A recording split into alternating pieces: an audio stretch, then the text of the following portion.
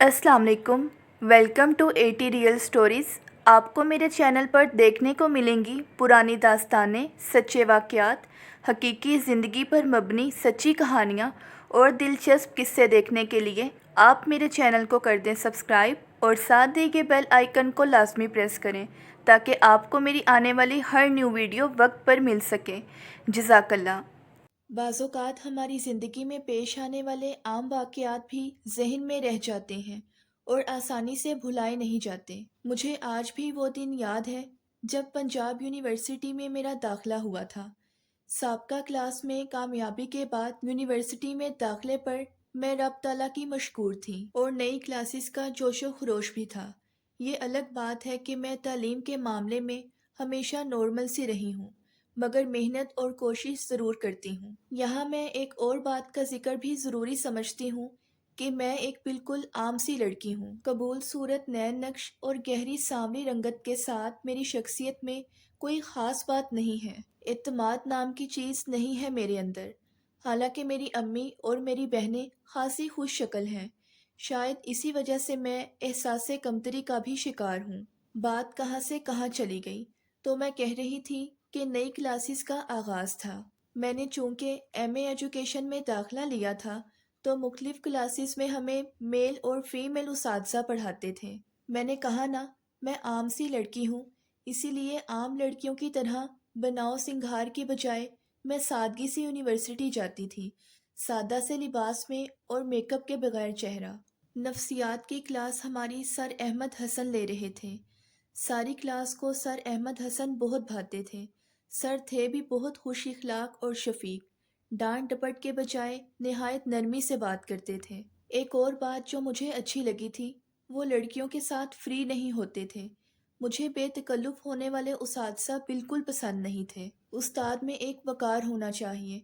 उस्ताद चूँकि रूहानी बाप का दर्जा रखते हैं, इसलिए इस चीज़ का उन्हें खुद भी ख्याल रखना चाहिए। और मैं तो ख़वातीन उस्ताज़ा की निस्बत मेल टीचर से बात करना तो दूर, उनकी तरफ देखती भी नहीं हूँ। कुछ घर के माहौल और अंदरूनी तौर पर मैं किसी हद तक मज़हबी हूँ, इसीलिए बग़ैर ज़रूरत मैं उस्ताज़ा पर गैर ज़रूरी नज़र नहीं डालती कि वो नज़र भी फितना ना बन जाए।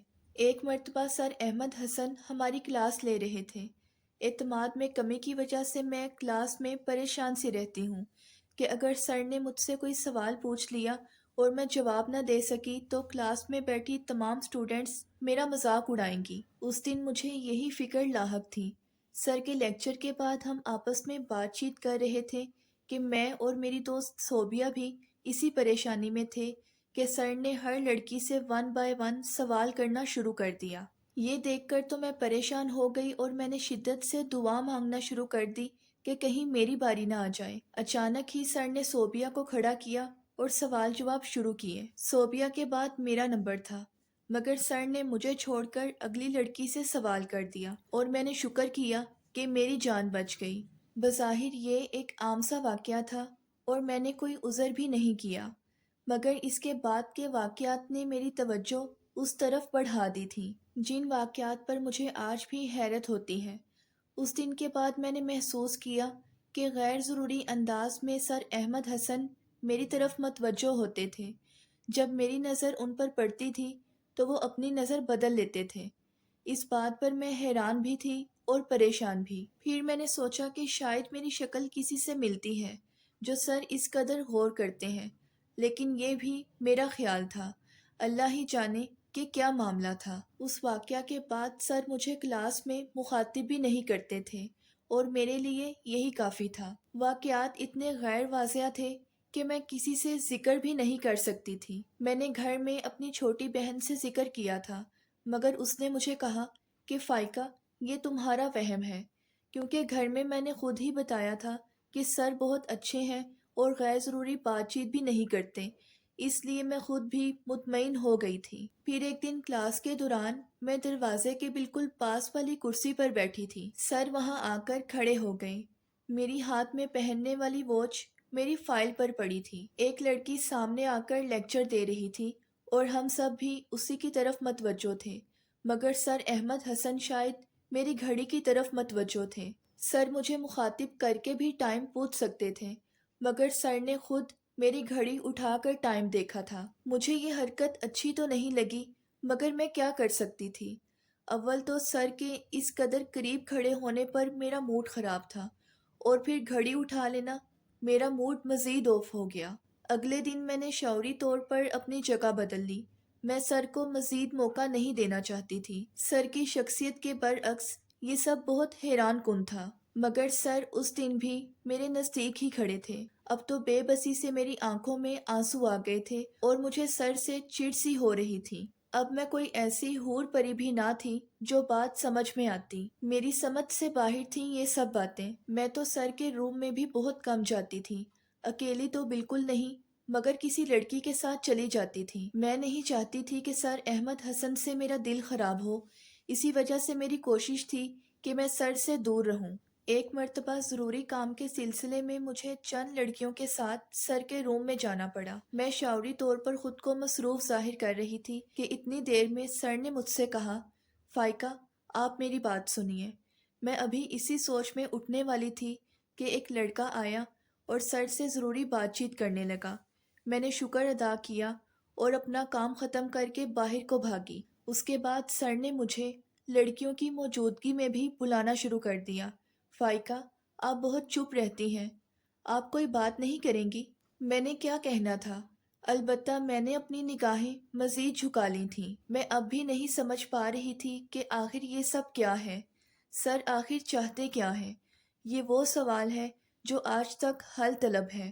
ایک اور بات جو ضروری ہے کہ میں نے محسوس کیا کہ سر کہیں جاتے جاتے مجھے مڑ کر ضرور دیکھتے تھے، مگر جیسے ہی میری نظر ان پر پڑتی تھی وہ فوراً سے ہی اپنی نظریں چرا لیتے تھے، جو کہ مجھے بہت عجیب لگتا تھا۔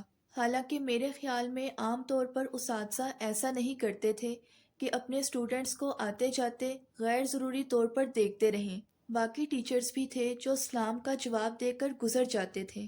اب اللہ ہی بہتر جانتا ہے کہ سر احمد حسن کو مجھ سے مسئلہ کیا تھا۔ ایک مرتبہ میرا پیپر بہت برا ہوا کہ مجھے امید بھی نہیں تھی کہ میں پاس بھی ہوں کہ نہیں، مگر حیرت انگیز طور پر میرے ہی نمبر سب سے زیادہ تھے، اور یہ پیپر بھی سر احمد حسن کا ہی تھا۔ میں نہیں جانتی کہ یہ سب کیا تھا۔ غور کروں تو کوئی جواب نہیں ملتا، کسی دوست سے ذکر کروں تو وہ بھی کوئی جواب تلاش کرنے میں ناکام رہتی ہے، مگر مجھے ایسا لگتا ہے کہ میرے اور سر کے درمیان صرف ایک شیطان تھا۔ آپ کو حیرت تو ہوتی ہوگی، مگر غور کریں تو آپ بھی متفق ہوں گے کہ بظاہر سر نے کچھ ایسا نہیں کیا جو قابل اعتراض ہوتا۔ میری چھٹی حس بہت تیز تھی، پھر یہ سب صرف شیطانی حرکات ہی ہو سکتی ہیں۔ لیکن میں اللہ تعالیٰ کا لاکھ لاکھ شکر ادا کرتی ہوں کہ مجھے کسی فتنے سے بچا لیا۔ یہ سب اس کا کرم اور میری امی کی دعائیں تھیں، ورنہ کچھ بھی ایسا غلط ہوتا جو میرے گھر والوں کے لیے باعث شرمندگی ہوتا۔